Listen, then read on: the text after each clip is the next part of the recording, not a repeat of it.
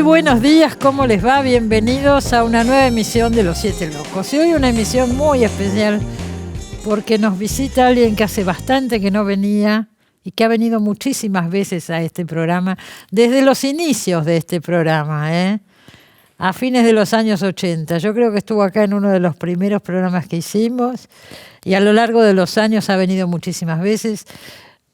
Muchas veces solo, con sus libros, también en grandes debates que hicimos en Los Siete Locos a lo largo del tiempo y que estamos un poco extrañando. Y bueno, esta persona que va a estar hoy con nosotros, este escritor, debatió acá con José Pablo Feynman, con Horacio González, con Eduardo Josami. Hemos hecho debates sobre tantos temas, sobre el peronismo, sobre el existencialismo, sobre el Mayo francés. Acaba de sacar un nuevo libro de charlas con un amigo que vive en Madrid. Y bueno, lo invitamos para comentar un poco todo esto. Él dice que quiere dejar un testimonio de época, sobre todo de los años 50, en un mundo donde ya quedan pocos pares, poca gente con la que charlar, dice, o algo por el estilo. Ahí lo presentamos y charlamos con él. Juan José Sebrelli nació en Buenos Aires en 1930. Es uno de los grandes ensayistas del país, autor de títulos emblemáticos como Buenos Aires, Vida cotidiana y alienación, Los deseos imaginarios del peronismo, El asedio a la modernidad, El malestar de la política y Dios en el laberinto. Entre Buenos Aires y Madrid es su último título publicado, en coautoría con Blas Matamoro. Bueno, acá lo tengo, Juan José Sebrelli, Blas Matamoro, Entre Buenos Aires y Madrid. Estos diálogos que hicieron por Zoom durante la pandemia. Sí, obvio. Con Blas Matamoro. Pero yo empezaría, Juan José, porque yo estoy segura que la mayoría de la gente que nos está viendo no sabe quién es Blas Matamoro. Así que contá un poquito quién es y por qué haces un libro de conversaciones con él. Blas Matamoro tuvo 2 libros en la Argentina. En Madrid muchísimos, sí. Pero generalmente de música. ¿De música? Él es muy especialista en música. Pero acá hizo 2 libros que tuvieron un gran éxito. Un libro sobre Victorio Campo, sí, muy bueno. Genio y figura. Sí, Genio me acuerdo. Yo tengo ese libro. Excelente. Creo que de Udeva, ¿no? No me acuerdo. Me parece que sí. Y otro sobre el tango. Sí. La ciudad del tango, que fue un gran éxito. En su momento pues fue olvidado. Después se fue a España y claro, se exilió. Se exilió. Se fue por un libro que le prohibieron, Olimpo, que fue prohibido porque decían que iba contra la cultura argentina, nacional. ¿Era una novela? No, era un libro de ensayos donde se hablaba de los mitos argentinos. Mira, yo leí ahora, casualmente, que el sello Blatt y Ríos, la editorial Blatt y Ríos, acaba de lanzar una ficción política de Blas Matamoro, ambientada en 1966 y que estaba inédita, Fundidos a Negro. Yo no lo he visto, pero parece que está ese libro ahora. Sí, sí, pero él es mejor ensayista que novelista. Ajá. A mí las novelas no me interesan tanto. Como ensayista es extraordinario. Y era muy amigo tuyo, y es todavía. Sí, era muy amigo mío. Tiene 9 años menos que yo, pero somos de la misma generación, porque entre los 10 años somos de la misma generación. ¿Y qué pasó? ¿Estabas con la pandemia encerrado y dijiste vamos a charlar con Blas Matamoro? Era la única oportunidad que tenía yo hacer algo. Yo no soy muy amigo del Zoom. No soy muy amigo. No nos quedaba pero hoy otra. No nos queda otro remedio. Claro. He hecho montones. Esta semana hice un Zoom con Lilita Carrió. Y sí, no queda otro remedio. Claro. Para cierta gente que viven lejos. Que viven más lejos. Sí. Y te reencontraste un poco, porque por lo que yo leí el libro, ¿no? Todos estos años casi no lo viste a Blas Matamoro. ¿Alguna vez que viajaste o él vino para acá? Pero la 2 amistad veces se que mantuvo. estuve en Madrid y 2 veces que estuvo él en Buenos Aires. 4 veces. Sí, nada.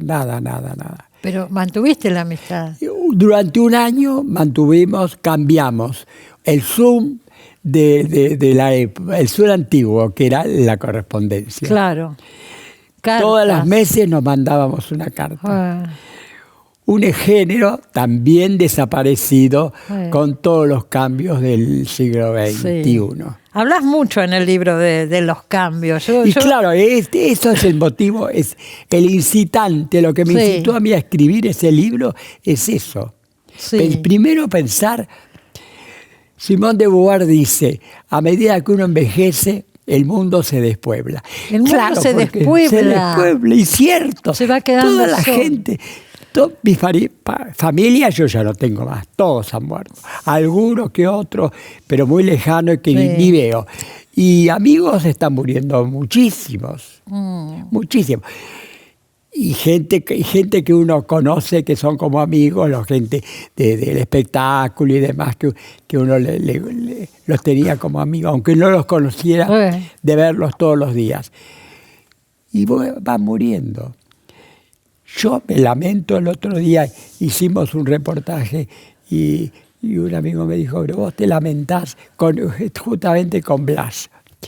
Y el que dirigía el programa, que es amigo mío, Facundo Guadaño, no sé si lo conoce. Facundo no es el que organizó todas estas charlas. Sí, organizó todas estas charlas. Sí, el coordinador, digamos. Sí, el coordinador, tendría que haber Yo me imagino debe haber sido hasta el que conectaba el Zoom, porque yo no te veo a vos ahí.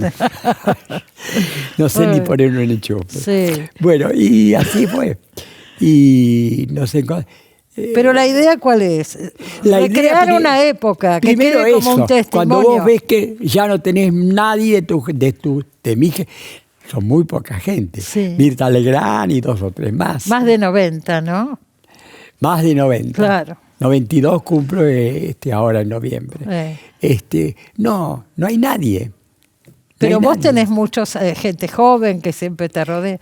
No es lo mismo. No podés hablar de estos temas. Porque la recordar la calle Viamonte en los años 50. El otro día, en un reportaje justamente que nos hizo este chico Facundo Guadaña, le dijo con Blas, le dije, no salió en el libro, le dice a Blas, Juan José se lamenta porque no tiene con nadie para hablar de Carnet de baile, una película francesa. Carnet de baile, claro. Y él le pregunta, ¿vos te acordás? Sí, le dijo, por supuesto. Y recitó todos los actores de la película.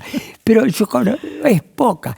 Y Carlos y Blas Matamora son de las pocas. Y que teníamos los mismos gustos. Tenían los mismos gustos, iban al cine, salían. Las mismas películas, los mismos libros que leía. ¿Quién lee hoy a Proust?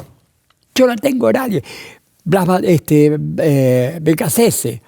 Beccacece lea Proust. Y nadie más decís que lea Proust. Muy poca gente. Ahora, vos decís también, creo que en el libro está, que la literatura actual no hay nada que se acerque a Proust o a Thomas Mann.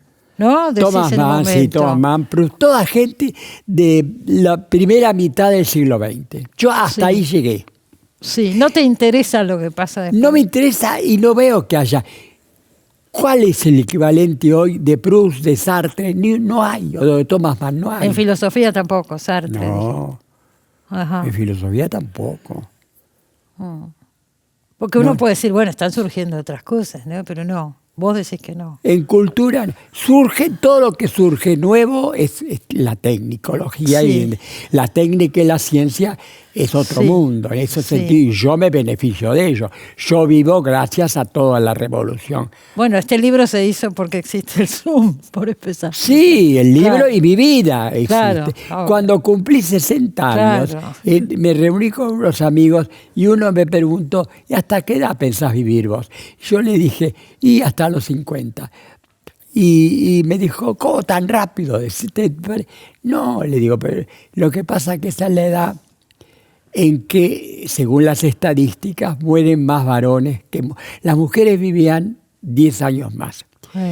Y además, le digo, mi padre físico murió a esa edad. A los 50. Y mi padre espiritual, que es Jean-Paul Sartre, no, a los 60, dijo, no, 50 es muy poco, a los 60. Y mi padre espiritual, Jean-Paul Sartre, también a la misma edad. Entonces yo tengo que poner esa edad. ¿Vos creías que a los 50? Pasaron y pasaron. Ya nadie me preguntó más a qué edad pensar, ni yo la voy a contestar tampoco. No, por supuesto. No. Pero, bueno, hay tantas cosas que uno piensa, ¿no? En el libro, que vos decís eso, quiero recuperar. Decís también, mira, este no es un libro de recuerdos, morada de la vejez, como sí. que los recuerdos son la morada de la vejez, ¿no es cierto? Sí. Sino claves testimoniales con valor sociológico, ¿no? Decís también que la posmodernidad impuso la tiranía de lo efímero, suprimiendo el pasado que se ve como una pérdida de tiempo. Sí, es el cambio del ritmo cambió completamente. Se subestima a quienes pueden recordar, decís, ¿no? Y también decís una cosa, que viviste 3 cambios de época en tu vida, en tu larga vida. ¿Te acordás de eso? Más cambios. Más cambios de pero época. Bueno, ahí puse 3. No sé cuáles eran. Bueno, ¿qué sé yo? Hasta los 20, cuando paso a la escuela secundaria, cuando entro en la facultad, entro en la facultad, no tuvo ninguna importancia. Para mí fue un horror. La facultad de esa facultad, época. Pero la facultad de los profesores Flor Seibo, sí. Era un desastre. Pero el mundo de la calle Viamonte, que hoy no vayan a la calle porque hoy es un vulgar y silvestre, pero en aquella época era París, era una calle... Vamos a decir, la calle Viamonte pasando Florida, Viamonte y de Viamonte, de Maipú hasta el Bajo.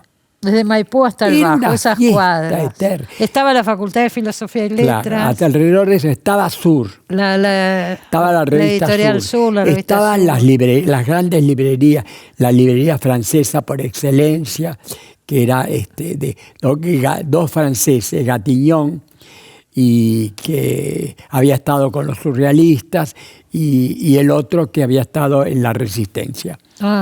Y ahí se juntaba. Galerías de arte también. Además, todo el mundo leía francés en esa época. Hoy todo el mundo lee inglés y francés no lee nadie. Casi no hay librería francesa. Había y vos leías francés en esa época. Bueno, Sartre. 6 librerías francesas había en esa época. Pero mucha gente. Y bueno, y los cafés. Lo que era todo ese barrio. Cafés. Yo conocí el café. Supe lo que era la vía de café en la calle Viamonte. En la calle Viamonte. Pero tus íntimos amigos ahí no eran Blas Matamoros, eran Carlos Correas y Oscar Mazota, eran como un trío. Sí, que escribían... No. Primero yo tuve varios grupos. Primero un grupito de la facultad, amigos de la facultad, que no hacían nada, salvo uno, Héctor Angeli, que después fue poeta, pero lo demás no valía nada. Y sacábamos una revistita que se llamaba Existencia, que salieron 6 ejemplares, que se la mandamos a Sartre. La mandaron a Sartre? Sí, Sartre nos devolvió 3 ejemplares de los 3 tomos de Situaciones.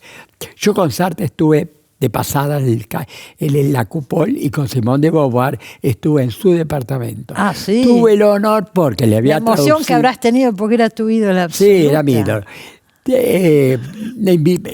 No invitaba a nadie. A mí me invitó porque le había traducido 2 libros al castellano. Por Una moral de la ambigüedad y Pirrus y Cinea. ¿Que los publicó Sur esos libros? Los publicó, no. Yo en esa época era más modesto.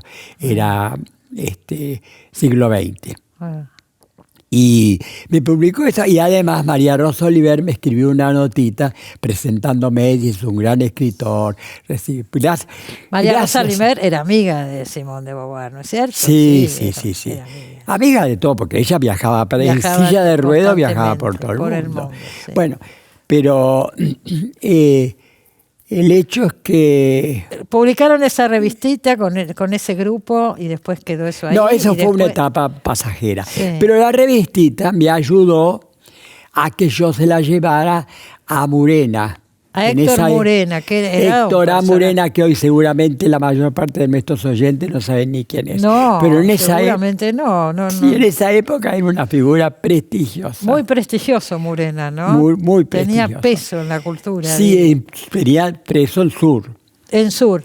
que todo después terminó mal peleado por unas cuestiones muy feas que no te las voy a contar. Si querés después te las cuento fuera de privadamente. Cámara, muy, muy feas. Se va a quedar todo el mundo intrigado. Era un personaje rarísimo. Era muy amigo de Alberto Girri. De Alberto Girri, lo nombraba mucho. Y después terminó, tuvo dos parejas famosas. Sara Gallardo, ¿no? Pero primero cuando yo lo conocí, estaba en pareja con la hija de Alicia Moró de Justo y Juan B. Justo. Nada menos. La nombraste en el libro, Alicia, que era un personaje que se muy pintaba raro, tipo de blanco. peinada tipo japonés. Una cosa maquillada tipo japonés. Sí, bueno.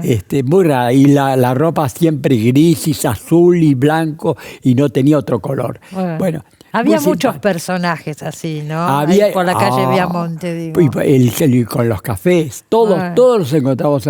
Ahora que te recomiendo, anda a una galería, que ahora no me acuerdo quién es, pero después te digo, porque mi amigo lo sabe, que se hace una exposición sobre un amigo mío que fue un gran fotógrafo, que ahora hay una exposición de él. Leyendo, como vos ibas a venir, yo me informo de las cosas. Yaros era amigo Galería Vasari, sobre el fotógrafo ucraniano Yaroslav Kozak. Sí, no te lo podés perder. Que estuvo internado en el Borda hasta su desaparición. Se desapareció. Vos preparaste un ensayo sobre este pintor. Que lo antecede al libro que va a salir sobre fotos. En la Galería Vasari. Sí. Bueno, no te la pierdas, porque va a ser muy interesante. Bueno, él era uno de los personajes de la calle Viamonte. Claro. Otro personaje que era el personaje más bello que yo conocí en mi vida, que ahora no me acuerdo cómo se llama. Sí, pero también desapareció. Después se fue a París y nunca más se supo. Pasaron muchas cosas en el país. Pasaron muchas cosas. Pero quiero que me hables un poco de Mazota y de Correas. Bueno, ¿eran tus más amigos? Sí, eso eran más amigos. Con Mazota y Correas formamos... A Correa lo conocí porque me mandó una carta Sur demostrándole que tenía ganas de conocerme porque yo había leído mis artículos. Y sobre todo también porque él era un gay reprimido y me quería conocer para después. Ahora está casado con un español. Ese es Blas Matamoro. Ese es Blas Matamoro, que vive en España. Porque fundaron juntos la comunidad, ¿cómo se llamaba? Esperá que tengo el nombre. La comunidad homosexual con Manuel Puig y Juan José Hernández también. Y varios más, sí, muchos personajes famosos. Frente de Liberación Homosexual. ¿Pero qué te parece en esa época? Frente de Liberación Homosexual. Copiado del de Norteamérica, porque un amigo mío vino de Estados Unidos enloquecido por eso y dijo, tenemos que hacer algo al estilo, porque era el auge de los grupos homosexuales. Pero acá era una cosa acá no. Fuimos nosotros. Esto fue por lo que tengo acá en el año 71, en la casa de Blas Matamoro. De la casa de un departamento en Plaza de Once. Y ese grupo, y estaba Manuel Puig. Estaba, pero sí, de pasada. No tanto. No, es porque él después viajó. Claro, pero también se tuvo que ir. También se tuvo que ir, sí. Lo maltrataron mucho a Manuel Puig, ¿no es cierto? Este segundo grupo, el Grupo Existencia, desaparece. Pero te estaba diciendo que gracias al Grupo Existencia, que es una revista de nada, tocábamos timbre sin avisar ni nada a los escritores famosos que nos gustaban. Y algunos lo sabrían y nos hacían entrar y nos servían un café. Claro. Otros no, porque no eran escritores que nadie les tocara el timbre. Bueno, pero ahora nadie abriría, era otra época. Totalmente. Murena vivía, para colmo, a 3 cuadras de mi casa en Constitución. Vivía en un departamento modestísimo, un departamento de 2 ambientes chicos e internos. Con eso te digo todo. En Sur, que vivían todos en mansiones. Pero bueno, él vivía en eso. Pero eso lo encandiló a Pepe Bianco, que veía, por primera vez tocaba a una persona de clase media baja. Claro. O media tirando abajo. Era como otro mundo que entraba ahí. Otro mundo, bueno. Él, y tomaba café, comía en una fonda de obreros enfrente de la casa de él. y bebía bebidas baratas, era alcohólico. Pero yo pienso que la obra de Murena tampoco trascendió hoy. No. Murió completamente. Pero era una obra importante, decís. En esa época, los ensayos que escribía el Sur, sí, era muy leído. Yo mismo, los penúltimos días, que eran todos los números del Sur, le publicaba un ensayo sobre actualidad política. Pero también te quiero preguntar, vos tenías relación con el Grupo Sur. No, mi relación con el Grupo Sur era muy relativa. Porque también estabas en contorno con los hermanos Viñas, con David Viñas. Vino después, primero vine Sur. Con Sur yo tenía contacto con Murena, que me llevó y que inmediatamente me empezaron a publicar porque vieron que valía la pena. Y un día me quiso... yo llevaba mis artículos y me iba, y conversaba un poquito con Pepe Bianco. Que era el secretario de redacción. Era secretario de redacción. Y después terminó viviendo al lado de mi casa, que hay una chapa. Hay una anécdota, no voy a contar porque tengo que hablar muy mal de un escritor. Bueno. Que se negó a poner la chapa. Bueno, pero vos te das a dar cuenta quién era. Y por qué era. Bueno, no te lo voy a decir porque es feo. Pero está la chapa de Pepe Bianco. Sí, está la chapa. Porque ahí vivió Juan José Hernández también, ¿no es cierto? Sí, bueno, vos lo nombraste. Bueno, sigamos adelante. Sigamos adelante, que hay cosas más importantes, me parece. No, y yo te iba a decir, y con Murena... nos encontrábamos muy frecuentemente. Vivíamos a 3 cuadras, pero la casa él no invitaba, porque yo vivía, ya te digo, en otra parte, más chico que el mío. El de él era un poquito más lujoso, no mucho, pero era más chico que él. Yo vivía en 3 ambientes grandes. Bueno, y me citaba él para encontrarnos. Habíamos hecho una amistad bastante, y yo por eso lo conocía a Girri, que era muy amigo de él. Girri y Pepe Bianco, lo demás no. Era el único tipo de clase media que había en Sur. Eso ya era. Después viene yo. Él era de clase media. Y sí, los dos éramos de clase media tirando a baja, ¿no? Eso era una novedad. ¿Y qué pasó con...? Bueno, entonces después, un día, yo ya me quedé y publiqué un artículo. Empecé haciendo artículos, crónicas de cine y literarias en la sección con letra más chica y demás. Y después, como gustó, le llevé un día un artículo en Forma, que se llamaba Celeste y Colorado, sobre la política argentina filosóficamente tratada. Pero vos en esa época... causó sensación. A tal ¿Pero punto, cómo venía tu historia? Porque esa fue la época... Filosófico, no. Espérate, ahora enseguida te cuento. No, en esa época yo tenía la política me interesaba poco. Pero como leía los Le Merleau-Ponty, Humanismo de Terror y qué sé yo, ya me tuve que meter un poco en la política. Sí. Celeste y Colorado es un artículo político, pero desde el punto de vista muy filosófico. Muy filosófico. ¿Y eso gustó? Eso gustó mucho. En Sur, digo, gustó. En Sur, ajá. Sí. Y fue muy leído. Y bueno, pero vos tenías una postura influida por Sartre y además más de izquierda. Que sí, sí. Era excepcional. Pero de izquierda, los comunistas escribían en Sur. Había un grupo, para empezar, María Rosa Oliver era comunista. Sí, claro. En ese sentido, era muy abierto. Sí. Lo único que no podía entrar en los peronistas. Y bueno, pero vos escribiste el libro Eva Perón, aventurera militante. Fue después. Ahí te separaste de Sur, ¿así fue? No, me echaron de Sur. ¿Por me esto? Echaron. ¿Por tu acercamiento al peronismo? No. Me echaron porque escribí un artículo sobre un escritor peronista elogioso. Un escritor que nadie se acuerda de él, Miguel Ángel Esperoni. ¿Cómo se llamaba Esperoni? Las Arenas. Ajá. Miguel Ángel Esperoni. ¿Y eso no gustó? Y eso, no.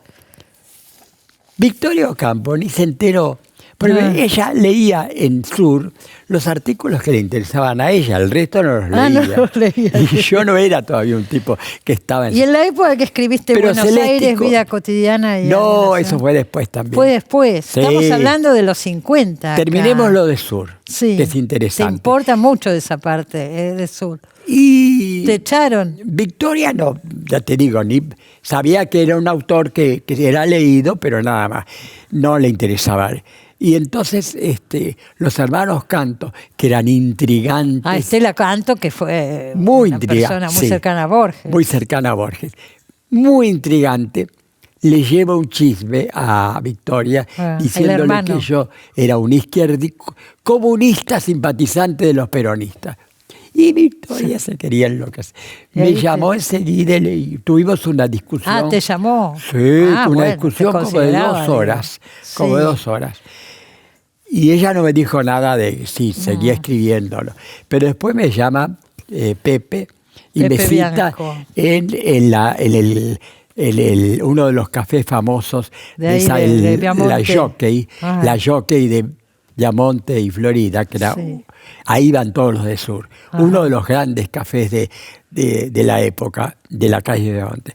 Me citó y me trajo, ya hecho en imprenta, me sacó de imprenta un artículo que yo iba a publicar. Me dice, mira, no podés publicar más el Sur. ¿Y ahí a dónde fuiste? ¿A Contorno fuiste ahí a publicar? Ahí se fundó. No, ahí Viña se le dio la idea de Contorno y me llama a mí. Para formar parte de la... Y yo escribo la primera página, escribo yo el primer artículo que quedó como el manifiesto de Contorno.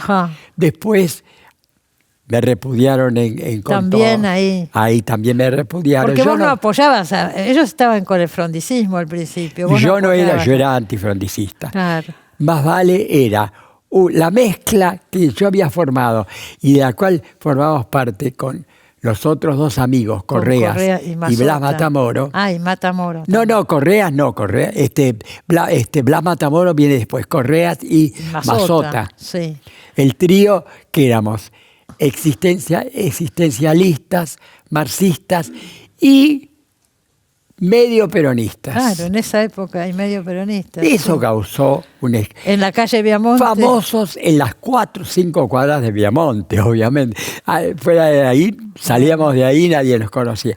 Pero ahí fuimos famosos con ese trío. Me tengo que ir al corte. Vas a venir otro día para contar la parte posterior, porque esto quedó no tiene todo. desperdicio. Al tipo del libro no hablamos nada. Y del libro hablamos un poco, porque todas estas cosas que hablamos, de alguna manera aparecen. Claro, yo en el quiero libro. Reconstruir eso. Yo escribí este libro porque consideraba que era un sobreviviente de un mundo desaparecido, el mundo del siglo XX, que desapareció completamente. Vamos a decir que vos tenés libros como El tiempo de una vida, Las señales de la memoria, que son libros donde recordás. Ahí sí recuerdo. Hay otro, ¿cómo se llama? ¿Tenés otro? Sí, El tiempo de la vida. No, y hay otro más de recuerdos. Sí, cuadernos. Cuadernos. Sí.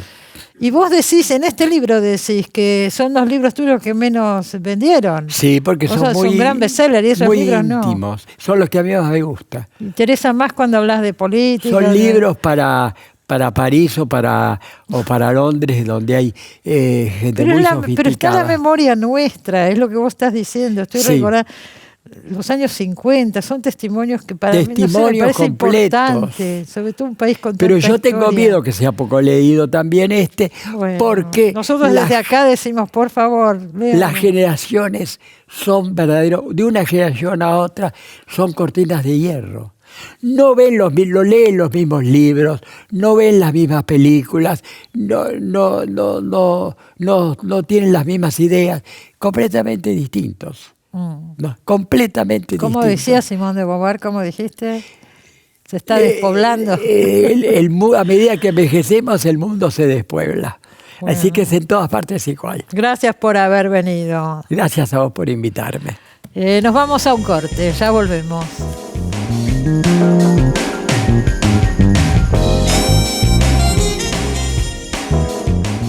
Bueno, acá tengo en la mano el libro de Libertad de Mitrópolos, Río de las Congojas. Se está hablando mucho en estos días de Libertad de Mitrópolis y fundamentalmente de este libro. Se hizo un homenaje el otro día en el Centro Cultural Kirchner y Operativo Libertad le pusieron. Florencia. Sí. Es que fue Florencia como una... Abate participó. Quiero comentar un poco todo esto porque es parte, vos estuviste en Ni Una Menos Sí.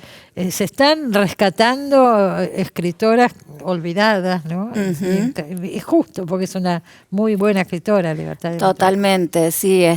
Bueno, cuando Liliana Viola me invitó a tomar un café para decirme que se le había la ocurrido esta organizadora, idea. Liliana Viola, que iba a venir y a último momento no vino. Porque me dice, bueno, yo vi que vos escribiste. Claro, yo entré a CONICET con una investigación sobre Libertad de Mitrópolis. Ah, no me digas. Y bueno, he escrito artículos sobre todas las novelas, la tengo muy estudiada. Entonces me dice, bueno, vos sugerime cosas, qué sé yo. Bueno, entonces tiramos ideas y decíamos, no le quedará muy grande porque el Kirchner, que es enorme, el CCK, todas las salas. Sí. Y justo yo había estado en la Feria del Libro en mayo, que se le había hecho un pequeño homenaje en la Feria del Libro, y la verdad es que había ido muy poca gente. Poca gente a la feria. ¿Y acá qué a la feria no, al acto. Sí, a lo de Libertad, no, porque la gente no la conoce. Claro, y entonces, por ahí es más masivo y esto era algo más específico. Y esto, bueno, la verdad que hizo un gran trabajo Liliana con esto del operativo, porque todas nos prendimos, como decís vos, hay una especie de efervescencia de ánimos de querer recuperar autoras, entonces fuimos un montón que estuvimos en el homenaje. Y promocionando el homenaje para que vaya gente. Pero además yo vi rebalsaba. Que se difundió un petitorio. ¿Sabías eso? Que reclama por la publicación de las obras completas de Mitrópolis. Pero digo, ¿a quién? Al Estado. Al Estado. No. Acá voy a leer un poquito. Dale. Para que nos ubiquemos. Dice petitorio, creó un legado que definimos imprescindible. Es por esto y por lo inaccesible que resulta su literatura que consideramos una tarea propia del Estado articular los diálogos con su familia para lograr una publicación de sus obras completas. Así nomás. Es que, Libertad empezó a publicar en los años 80, bueno, esta novela es de los años 80 y recién... los 80 empezó a publicar. Sí. Y tiene, tiene otra novela que se llama La Flor de Hierro, que es anterior, es de los 70. Esta es la más conocida. Esta es yo diría que es su mejor novela, pero tiene otras muy buenas, como Un piano en Bahía Desolación, otra que se llama Sabotaje en el álbum familiar. Y la verdad es que recién ella tenía bastantes problemas de salud, porque había tenido en su infancia, creo, fiebre reumática, entonces cada tanto... Y en los últimos años de su vida, porque murió en el 98, se reeditó Río de las Congojas por Ediciones del DOC en el 96 y tuvo un reconocimiento, porque era una autora medio secreta, ¿no? Ella era muy antifiguración, vivía en Buenos Aires, pero medio como que detestaba. A este programa, por ejemplo, no vino nunca la invitábamos. Su marido, Joaquín Januzzi, el poeta, sí estuvo acá, pero no Libertad.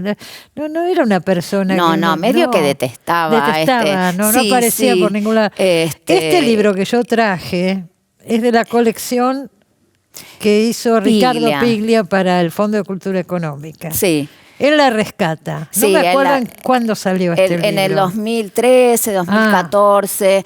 Por eso decía que igual en ese momento, cuando se reeditó, ganó el premio, que es ella no le interesaban los premios, pero este premio en particular era el premio Boris Vian, que es un premio muy lindo porque te lo daba un grupo grande de escritores y la verdad que era un jurado de lujo porque estaban María Moreno, Tununa Mercado, Laura Klein, Tomás Eloy Martínez, Juan Jacobo Bajarlía, Leonidas Lamborghini, Hugo Padeletti. Le dieron el premio. Y le dieron ese reconocimiento y le hicieron un homenaje. Y ahí ella dice, bueno, estos elogios me los tomo con los debidos recaudos porque no soportaría algo así, ¿no? Como salir de las garras de la muerte para caer ligeramente en los brazos de la vanidad. Dice ella. Era dura como también, que era así, no se permitía nada. Y ahí en las jornadas estas presentamos un libro que se publicó ahora que compila una columna literaria que ella era de Jujuy, ¿no? Nacida en Ledesma. Eso, era jujeña. y era muy, le interesaba mucho la literatura del NOA. Bueno, ella toma distintas zonas del país, ¿no es cierto? Totalmente. Y temas históricos. Este Río de las Congojas transcurre en la conquista. Tal cual. Es una amante de Juan de Garay, la protagonista, ¿no? Sí, es muy interesante porque todas las novelas transcurren como en lugares que fueron de alguna manera desplazados o perjudicados de alguna manera por Buenos Aires, porque Juan de Garay funda lo que fue la antigua ciudad de Santa Fe, que allá está, que eso es lo que cuenta la novela, con mestizos que traía desde Asunción, ¿no? Bajaban de Asunción del Paraguay y después medio que a los mestizos los traicionan y no les dan ni derechos políticos, ni tierras, ni nada. Y hay como una insurrección fallida en 1580 en la cual los mestizos intentan sublevarse, es como la primera sublevación local contra España y son ajusticiados. Y bueno, y Juan de Garay se va a fundar Buenos Aires y el río Paraná queda desplazado por el río de la Plata en la economía de la colonia. Entonces, estos son los que quedan ahí como resistiendo. Bueno, y siempre tiene protagonistas femeninas fabulosas. Fuertes, ¿no? Esta se llama María Muratore. María Muratore. Claro, pero si uno piensa, qué sé yo, en las novelas de Antonio Di Benedetto. Sí. Saer, por Héctor Tizón, pero en esa línea nunca se la está citando a Libertad. Bueno, eso es un poco lo que hace Piglia en el prólogo con mucha inteligencia, como para recuperarla. Él dice que es un prólogo muy cortito, pero es una belleza el prólogo que él escribió. Dice, la pone como a Río de las Congojas con Sama de Antonio Di Benedetto y con El Entenado de Saer, como las tres grandes novelas del siglo XVI y de la conquista y del Río de la Plata, ¿no? Sobre todo de la llegada de los españoles al Río de la Plata. Es tan complejo el tema, cómo se arma el canon, quién entra, quién no entra, quién dice esto sí, esto no, pero que existe, ¿no es cierto? Sí. Porque de pronto hay rachas que van para un lado, para el otro, se reivindica, se recuerda a alguien, después no se lo recuerdan más. Es muy impresionante. Sí, lo fabuloso es cuando algo, porque de alguna manera en el campo de la crítica literaria había algunas personas interesadas por yo de hecho la conocí de Nobleza Obliga por Noé Gitric en el año, 2002 más o menos. Me la mencionó él y ahí la empecé a leer. Pero a veces, claro, y he publicado muchísimos artículos, pero claro, esos artículos en revistas académicas no llegan nunca como al gran público, digamos, ¿no? Mirá lo que contás que en la Feria del Libro nadie fue al acto, ¿no? Por eso fue tan emocionante lo que pasó en el CCK, porque bueno, era como una especie de satisfacción para todas las que hemos tratado de difundir su obra, de que se había logrado. ¿Tenía hijos? ¿Estaban los hijos ahí? Sí, estaban las hijas. Tiene dos hijas, Moira y Leda. Sí, estaban las hijas, estaba el nieto. Todos muy emocionados. Bueno, la persona que compiló lo que decía, que el libro que presentamos, ella sus últimos años escribía una columna literaria en un diario jujeño, El Pregón, que el suplemento lo dirigió un poeta, Néstor Gropa. Y se llama La Ventana. Y la verdad, la compiladora, que es Herminia Terrón, que es una profesora justamente de Jujuy, hizo un trabajo notable porque el diario no tenía archivo, así que imagínate juntar todas estas columnas. Como en las viejas épocas, algo increíble. Ir a buscar y recortar. Total. Y ella me contactó para escribir el prólogo y le digo, bueno, mira, te prometo que lo vamos a presentar en Buenos Aires, le digo, como sea, para que se difunda. Y son muy lindas, y ella es graciosa porque a veces escribe sobre esta literatura que desconocemos del norte, autores que ella dice, bueno, este es como Mansilla, ¿no? O sea, como autores muy importantes, y a veces no se burla, pero lee los suplementos literarios porteños, ¿no? Entonces, por ejemplo, hay salió publicada ahora en Enie el fin de semana que yo escribí una cosita breve, por ejemplo, escribe sobre Bioy en la Feria del Libro, ¿no? Entonces dice, es increíble, pobre Bioy, que se le acaba de morir la hija y lo tratan como o dice, Juan Filiol, nadie habla de la obra de Juan Filiol y ahora cumplió 102 años, son tan frívolos que solo lo presentan como un fenómeno de la naturaleza, ¿no? Despotrica, ¿no? Como se enojaba. Sí. Se enojaba. Y ese libro, qué lástima que no lo trajiste, aunque sea lo mostrábamos Ventana, acá. se llama. Yo no lo vi en La Ventana. Sí, en La Ventana. Libertad de Metrópolis. Bueno, Digo, el manifiesto ¿qué están pidiendo al Estado que edite? No sé bien. En Eudeva por ahí, no sé cómo. Sí, sí estaría bien. Es cierto que se fueron reeditando. Yo creo que en los últimos años, un poco justamente con la efervescencia más de los feminismos, también cierta reivindicación de justamente del federalismo, de los pueblos originarios, que es todo lo que ella trabaja también en su obra, hubo una especie de renacer y se fueron reeditando sus novelas, pero en editoriales. Esta fue la única, se reeditó en el Fondo de Cultura Económica, pero después Un piano en Bahía Desolación o Sabotaje en el álbum familiar se reeditaron en editoriales universitarias que no tienen buena distribución en las librerías. Entonces sí, sería genial. Vamos a ver ahora qué pasa con esto. Florencia, estás en el Fondo de las Artes, ahora sos directora en el Fondo de las Artes. Se fue Mariana Enríquez y entraste vos. Ya había entrado, en realidad entré en febrero, pues Mariana estaba ahí con medio de licencia porque tenía muchos viajes. Igual llegamos a hacer algunas cosas juntas porque entregamos en la Feria del Libro, de hecho, los premios a los ganadores y ganadoras de los concursos del año anterior y demás, y ahora ya renunció. Bueno, ¿querés contar algo que hay en este momento? O sea, hay convocatorias. En este momento sí, están abiertos los concursos de letras en 5 categorías. El otro día me llegó algo, que son novela, cuentos, libro de cuentos, poesía, ensayo y no ficción y novela gráfica. Tienen que presentar libros terminados, ¿no? Son los concursos. Es muy sencillo porque ahora con la digitalización se abren un usuario en la página del fondo. ¿Y se paga la publicación con eso? No, es un premio, digamos, que vos lo podés, si vos por ahí conseguís editorial que no tenés que pagar y el premio te queda a vos, digamos, no. Es cierto que sí, históricamente a veces servía para eso, los premios del fondo, pero también sirve para conseguir editorial muchas veces, porque como es un premio con prestigio, puede despertar. Así que sí, les recomiendo y después estamos procesando todo lo que fueron las becas creación y las becas formación, que es una línea nueva para dar talleres o cursos en forma gratuita o para formarse, ¿no? Para recibirlos.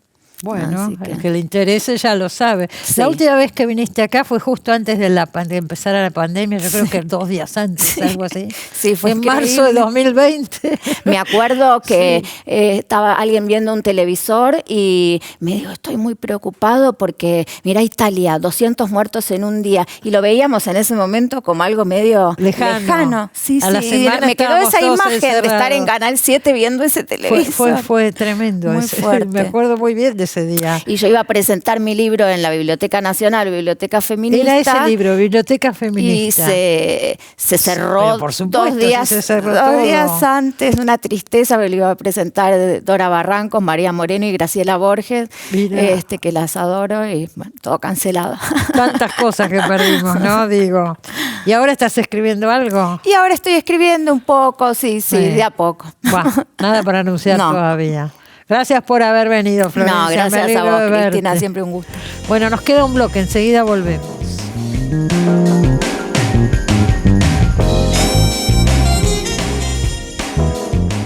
Último bloque del programa. Vamos a hablar de un ciclo con Pablo De Vita, que está acá con nosotros. Hola, Pablo. ¿Cómo estás, Cristina? Hay un ciclo sobre Gracias, un ciclo sobre Buñuel, todo este mes de septiembre. Sí, a mí me gustaría decir incluso que como un fantasma recorre Europa y ha llegado a la Argentina, porque Buñuel ha tenido una gran presencia en el mes de agosto en Europa. Ah, sí. Tanto en un festival en República Checa llamado Letní Filmová Škola. ¿Dónde estuviste vos? Que saliste desde ahí. Que salimos desde ahí con el programa. Y que se hizo un ciclo dedicado a Buñuel específicamente, recorriendo no toda, pero gran parte de su filmografía. Y luego hubo un evento especial en Plaza Cibeles, en Madrid, donde se proyectaron Un perro andaluz y La Edad de Oro con música electrónica en vivo. Ah, no digas, ahí al aire libre. Sí, fue un acontecimiento muy importante porque en el próximo año es el aniversario de la muerte de Buñuel. Buñuel murió en julio del 83. Entonces, ya se están dando prólogos a un homenaje que creo que va a ser muy importante porque es uno de los directores fundamentales de la historia del cine. Sin lugar a dudas. Y aparte, a quien no lo conozca hay que recomendarlo porque es un director, por un lado, genial, ocurrente, inteligente y muy divertido. Digo, hay una amalgama de mirada a la crítica social, de mirada a la contemporaneidad, de mirada a la juventud, a la burguesía, a la iglesia, a los dogmas morales, a la espiritualidad. Todo confluye en Buñuel y todo lo hace con un gran encanto. Y me parece que eso es un poco también lo que hace que tenga tanta vigencia. Va a haber un ciclo dedicado a la etapa mexicana de Buñuel. Sí, vamos a aclarar eso, ¿no es cierto? Hay distintas etapas. Buñuel se tuvo que ir, es español, se tuvo que ir por Franco, por la dictadura. Sí. Tiene una existencia errante, Buñuel. Él, bueno, nace culturalmente al amparo de la generación del 27, con Alberti, Dalí, Lorca, Hinojosa. Bueno, hay todo un conjunto de nombres muy importantes. ¿Hace el perro andaluz? Él hace un perro andaluz en el año 29 en París. Con Dalí. Con Dalí, que siempre va a haber una controversia en cuanto al origen del corto, porque cada uno se va a atribuir, se pelearon luego muy amargamente, Dalí lo denuncia en Estados Unidos. Son egos grandes, ¿no? Muy grandes y dos genios muy grandes aparte. Obvio. Dalí lo denuncia en Estados Unidos cuando Buñuel estaba trabajando para el MoMA y también para Hollywood, lo denuncia que hasta el año 27 había estado afiliado al Partido Comunista Francés y eso hace que el MoMA le rescindiera el contrato. En buena medida, eso también contribuye a que Buñuel llegara a México. Buñuel llega bastantes años después a México. Esto sucede en el año 37. Buñuel llega en el 45, 46 a México. Con la propuesta de hacer una adaptación cinematográfica que finalmente no se hace, que de La casa de Bernarda Alba. Finalmente eso no sucede y va a tener una primera película que curiosamente lo va a vincular con Argentina, porque va a estar protagonizada por Jorge Negrete y por nuestra gran estrella de aquel momento, que era Libertad Lamarque. La película es Gran Casino y a partir de esa película Buñuel comienza una trayectoria en México que va a ser ¿Esa película fundamental. se da en este ciclo del Malva? Está incluida en el Gran ciclo. Casino, Está incluida con Libertad Lamarque. Con Libertad Lamarque y Jorge Negrete, tiene tangos de Mariano Mores, de Villoldo. Sí. Es una película que no es buena. Hay que aclarar que es una película de las fallidas de Buñuel. Sí, porque tiene muchísimas. Muchísimas. Hay que decir que México le da, por un lado, la mayor parte de su filmografía. Buñuel firma muchos años en México. Lo hace de la mano principalmente de Gustavo Latriste, que era a la vez marido de Silvia Pinal, con lo cual ella se convierte... era Silvia Pinal, que trabajó en muchas películas. Trabajó en muchísimas películas de Buñuel. ¿Y además, Latriste quién era? Era el productor. Y además fue actor. Gustavo Latriste es una figura muy fundamental de la cultura mexicana. Y además hay que señalar algo que es muy importante en la historia de Buñuel. Me parece a mí que en México le da, no solamente Buñuel luego adopta la ciudadanía mexicana, tiene su mayor parte de residencia a través de los tiempos en México, tiene una casa, incluso cuando va a Europa permanece con su casa mexicana. Pero creo que México le da algo fundamental a Buñuel, que es convertirlo en un director profesional. Porque previamente solo había realizado Un perro andaluz, La edad de oro y Las Urdes. Y eran 3 películas. La primera la financió con dinero de la mamá, que le prestó plata para que haga la película. La segunda la hizo con apoyo de un vizconde, y fue un escándalo absoluto el estreno de La Edad de Oro. Le Figaro proponía directamente que se prohibiera la película se prohibió en varios sitios. Y la tercera, que es Las Urdes, la realiza a partir de una apuesta que había tenido con un amigo que era militante anarquista, quien le promete que si gana la lotería, el billete de fin de año, le iba a dar el dinero para que él realizara la película. Y gana este hombre la lotería. Entonces le da el dinero y así filma Las Urdes Buñuel, que luego va a tener una existencia complicada en España porque la película se estrena justo cuando llega el gobierno de la República Española y la película se censura en España. Esto es un dato no muy conocido. Y eso hace también que Buñuel tenga un primer recorrido por Hollywood. Luego va a volver cuando finalmente estalle la guerra civil a partir del asesinato de Calvo Sotelo y que eso significa que la República, en buena medida como resguardo, lo envía a Hollywood una vez más.